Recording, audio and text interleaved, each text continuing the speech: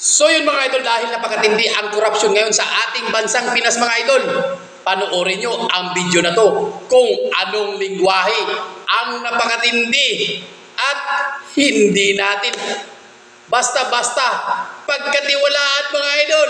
Ito ang video na napanood ko sa isang reaction ng TikTok mga idol. Twing! Kapampangan. Dugong aso. Narito ang tunay na kulay ng buwayang balimbing. Kay Pangulong Gloria Macapagal Arroyo. Noong panahon ni GMA, dumikit at sumipsip siya para makakuha ng mga proyekto at kontrata. Pero anong nangyari? Tinraidor niya rin kalaunan, kay Pangulong Noynoy Aquino. Noong panahon ni Pnoy, nakisama rin siya at dumikit.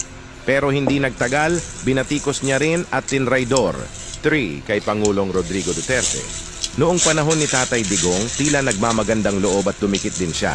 Ngunit ano ang ginagawa niya ngayon? Tinraidor niya si PRRD at nais pa siyang ipa-cite for contempt. 4. Kay Vice Presidente Sara Duterte. Noong kampanya ni VP Sara, parang linta siyang dumikit at nagpakitang suporta. Pero ngayon, ano ang ginagawa niya? Tila bumabatikos at tinraidor din. 5. Kay Mayor Teddy Tumang.